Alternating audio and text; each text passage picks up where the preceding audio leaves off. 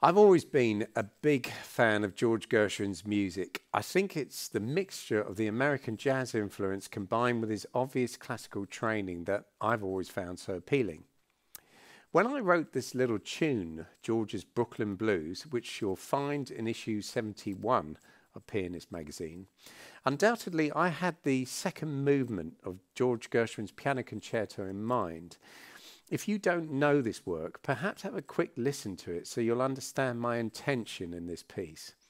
Interestingly, despite this being a composition for piano, I can so clearly hear in my mind an orchestrated version. For me, I'd have the solo clarinet playing the main theme, maybe the trombones playing those left-hand chromatic chords. Sometimes, in fact, it does help to think of a piano piece in orchestral terms. You may find it will add more life and colour to your performance. One glance over the piano score might initially look a bit scary due to the number of accidentals. There seems to be sharps and flats everywhere. Indeed, the accompaniment part can be very chromatic, and it's this chromaticism that provides us with the immediate challenge for our pedalling. It needs to be clear and precise. Otherwise, any overlapping of the chordal movement will just sound messy and dissonant.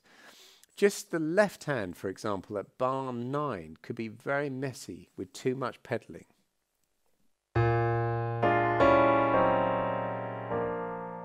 You can in fact see that the score indicates some fairly complicated pedalling for the first few bars. I'd like to suggest, however, that you try relying on your ears rather than taking the score markings too literally. We just want to avoid any overlaps and note clashes. Have another listen to me playing this piece, but this time with my camera focused on my foot so you can see how often I pedal each section, and notice sometimes the pedal isn't fully dampened.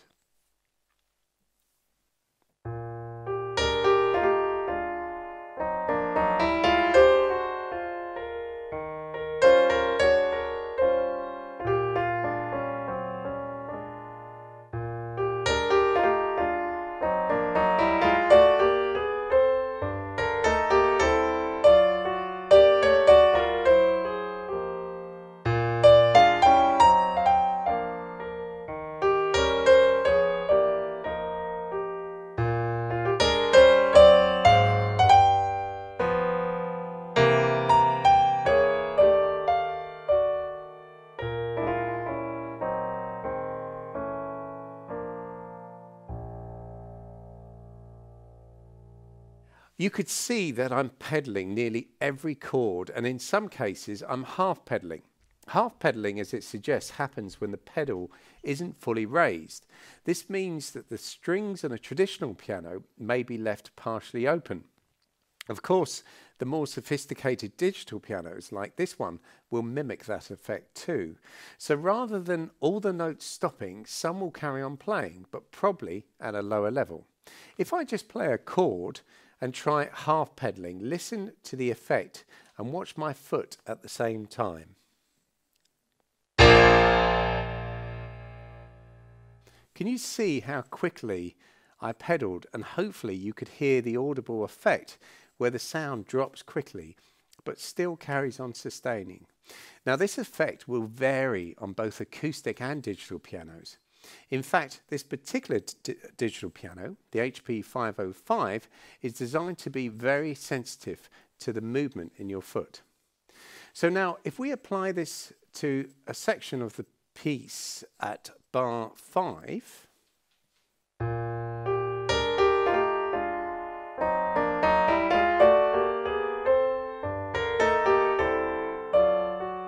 I clear the sustain pedal fully here, but on the chromatic runs, I'm using half pedal.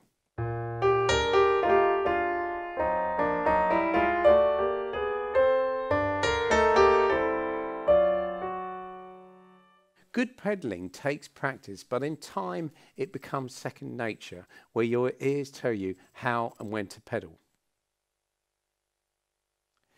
Now, the word blues can refer both to its melancholic nature and in part to its chord structure. Obviously, you don't really need to worry about the harmony here, as you'll not be improvising, just playing what's written, unlike a jazz pianist. But think about the interpretation. I've put wistfully expressive. Blues-influenced music is rarely ever joyful. I guess that would defeat the object.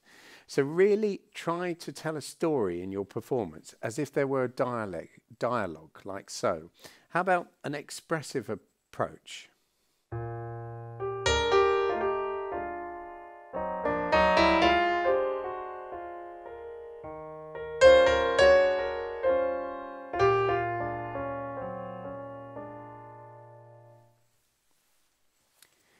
The layout of this piece is quite contrapuntally rich. Of course, the theme plays the most important part, but there are other voices to consider too, and how they contribute. Bar 2, for example, sees the left hand reinforce the melody with this parallel movement. And then the right hand introduces this whimsical sigh. This is a typical Gershwin motif. You'll find a few of these in this piece, especially at bar 9. And of course at the end.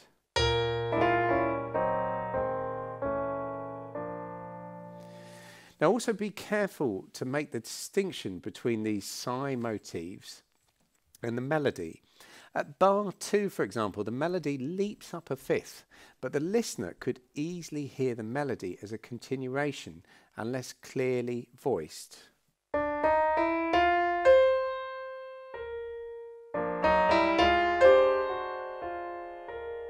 Whereas the wrong way, the melody gets lost.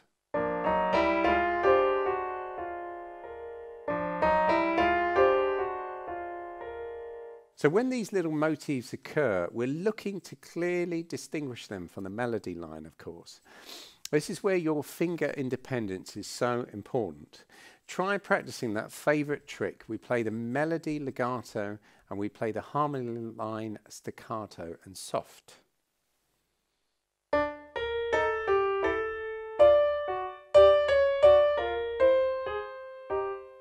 You could even try reversing the articulation.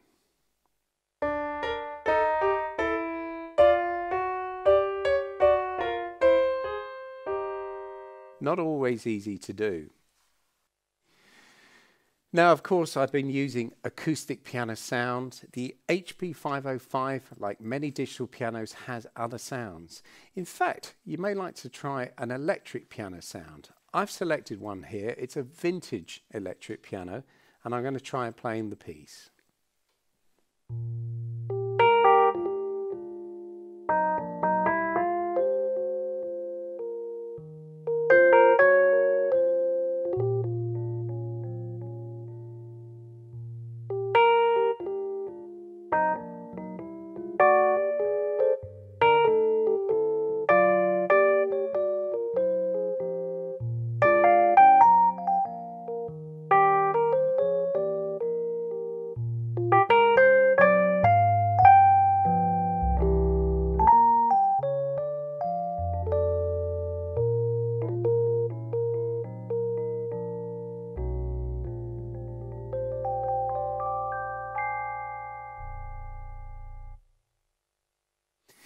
So, as I mentioned, if you listen to the second movement of Gershwin's Piano Concerto, some of these musical suggestions will make more sense.